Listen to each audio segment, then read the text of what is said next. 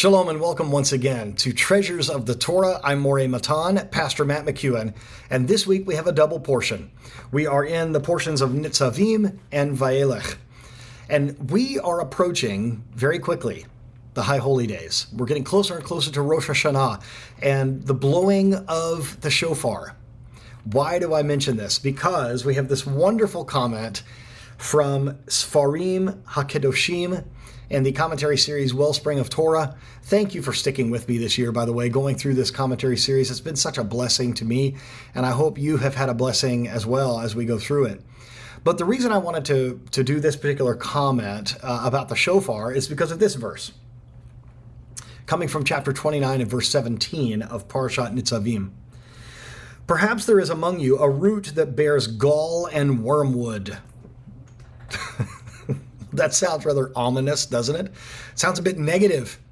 Sounds a bit accusatory. So why am I thinking of a shofar? Because let me read you this comment. The initials of the Hebrew words shoresh, poreh, rosh, vela'ana, a root that bears gall and wormwood. If you flip the letters around, you rearrange those letters, you get the word shofar. This is so cool. So it says here, this is to teach us that the sounds of the shofar can uproot from the heart the roots of evil that bear gall and wormwood. You see, ladies and gentlemen, the shofar is not a noisemaker. It's not something that we do to announce the start of our service every Shabbat. It is not something that should be treated like a toy or something that is not having the holiness that it deserves. Now, in our synagogue, we blow the shofar at the particular Shabbat in which that week, the Shabbat Mavarakim, that Shabbat where we're going to have the new moon, Rosh Chodesh. And we do it, of course, 100 times during the High Holy Days, during Rosh Hashanah. And I happen to be the person at our local synagogue that blows the shofar. And every year I try to prepare. Of course, we do it daily during the period of Elul, leading up to the High Holy Days. But this is one of those things that it needs to be set aside for its specific time because it is a wake-up call. It's not something that just makes noise and it gets people excited. It is very holy and very specific. And if we really want to get technical, it is a rallying cry. I mean, these were signals to rally the troops, the children of Israel, to get them ready to set out or to move or to go into battle. This is very important. And it is very powerful, the shofar. In fact, we have to be very careful how we do it, to say the appropriate blessings, to make sure our heads are covered when we're blowing it as men.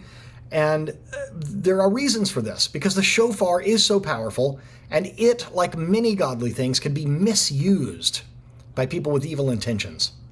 I'm not sure if you know this, but the shofar can even be used by people who are doing witchcraft and black magic. God forbid that we would misuse the shofar in this way. And so the shofar gives us that wake-up call. It gives us that quickening in our spirit. It wakes us up if we have been asleep at the wheel, so to speak. And so we have to do this in a very proper and kosher way.